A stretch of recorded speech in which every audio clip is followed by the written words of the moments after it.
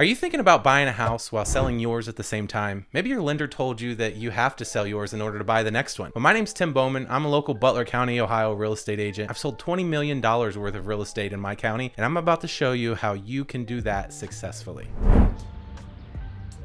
See, banks use debt to income ratio as a way to determine your affordability.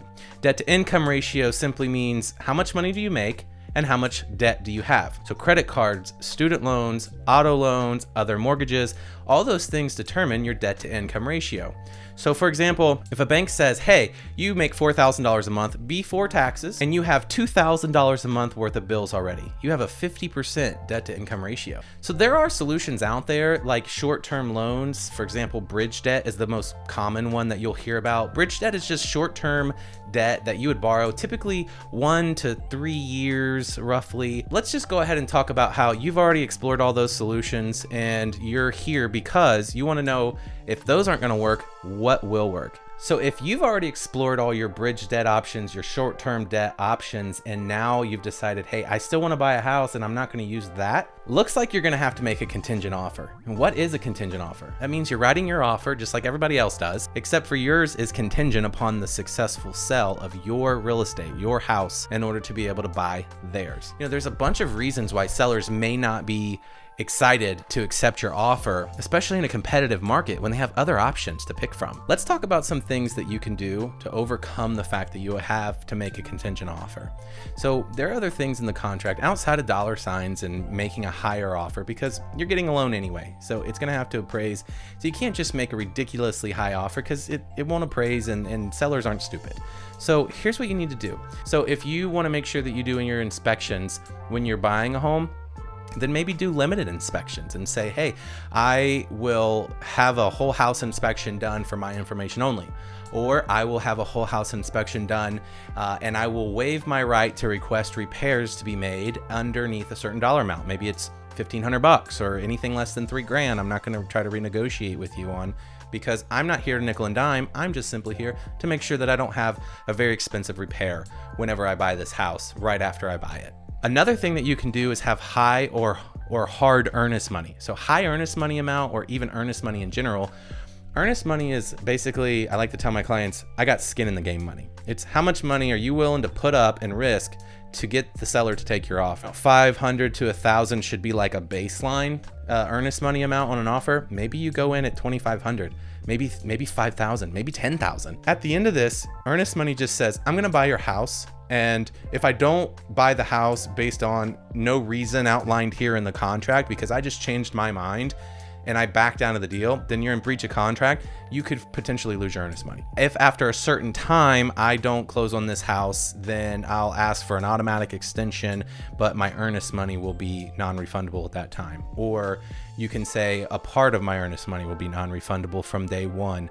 You have a lot of creative options there. Talk to your real estate agent if you have one about what earnest money being non-refundable and high amounts in your area are considered. The next thing that you can do is having your home list ready. And I can't stress this enough. This is super important because you know that you're going to go buy a home. You know that you're in the process of searching and upgrading. You know you're going to have to sell yours in order to buy one. Why would you wait until you find the home that you're wanting to move to, which you haven't got your offer accepted on yet, but you're in love with and you really want to buy that next home, to start working on the repairs for your current home that you know is going to have to sell anyway? So get those repairs done, paint that wall, paint that bedroom back to a normal color, then get your listing pictures taken. Because if you know who you're going to sell your house with, they can have the photography already done so that when you find the home you want to buy and you're ready to pull the trigger, you can explain to them, hey, I am ready to sell my house tomorrow. I've got these beautiful photos. I have a cute house. This house is going to fly off the shelf like hotcakes. The other thing that you can do is outside of having the photos is communicate with the listing agent. Make sure that your real estate agent that is helping you buy, which is probably the same real estate agent that's going to help you sell your house, make sure that they're communicating with the listing agent of the home you want to buy. Communication is key, and I can't stress this enough. If I was representing you and you had to sell your house in order to buy one, I would be calling the listing agent, which is kind of a bare minimum, but you wouldn't believe how many people don't do that in this industry. So what we're asking for here is them to feel comfortable with us knowing that we are ready to sell our house and it's going to fly off the market, and they shouldn't be concerned that you wouldn't be able to sell in order to buy. One more thing that you can do, make sure that your loan officer reaches out to the listing agent as well. We're trying to build confidence in this listing agent to go back and portray the confidence to the seller. Because if we can make the listing agent feel confident with our offer, they're obviously going to be the expert guiding the seller. So they're going to have a big impact on whether the seller feels confident. So now that you've got your offer accepted, congratulations.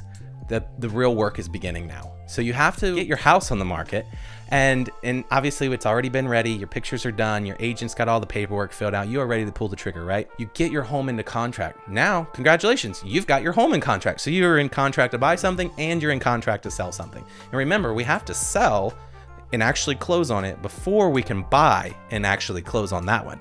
So the next step is juggle both of those deals. If you're doing inspections on your purchase, you should be acting as a buyer and doing your inspections and working through that deal. Your agent is going to navigate all of this for you at the same time. And if you have a buyer doing inspections on the purchase of your home, then you've got to navigate that and negotiate those inspection requests and things. Little tip here, I would say, I wouldn't necessarily, unless I had to, inform the buyer of the home I'm selling that I'm in contract and I have to close in order to buy my next one. Just think about it as showing your hand in a game of cards. Because if they know that you have to sell in order to buy, they know you're emotionally attached to the purchase of whatever and wherever you're going, then they may come back at times of negotiations and say, hey, I want this much money off now, or I'm not gonna buy. And they know if they don't buy, you don't buy. So I wouldn't show that card unless I had to. You're a buyer who has to sell. Then you accept an offer from a buyer who has to sell, and this goes on perpetually. And at any point, one minor little thing could cause this whole pile up of car crashes where nobody gets to buy a house because this one can't buy, now that one can't, now that one can't, now that one can't. Now that you've done all of that work, it's closing day. You've got to close on your house to buy the next one. So here's the plan. You want to navigate this closing and schedule it so that everything can happen. It's like an orchestra. You've got to navigate whether you can get there in the morning. The buyer of your home can be there in the morning as well. Ideally, it's in the morning. And then in the evening that you can come to buy the one that you're buying, and the sellers have to be there and available as well. Or maybe you can navigate these closings ahead of time where one party may do their signing and then another party comes in and to complete the contract and sign their half later. There's a lot of things that you can do. Just ask your real estate agent. But typically speaking, a perfect scenario, you would sell your house in the morning and buy your new house in the afternoon or morning if you can do that. It's cool. So just as fast as you can, ideally on the same day at least. Bonus tip, you're selling a house and buying one all in the same day, which means there's going to be this little blip of time where like you might be a little homeless for a second, and that can create a lot of anxiety. So post occupancy means, hey, I'll sell you my house and we'll close on a Friday, but you'll give me until Monday to hand over the keys. Happens all the time. It doesn't cost the buyer hardly pennies to be able to be nice and give the seller post occupancy. This is a thing, and it's not uncommon.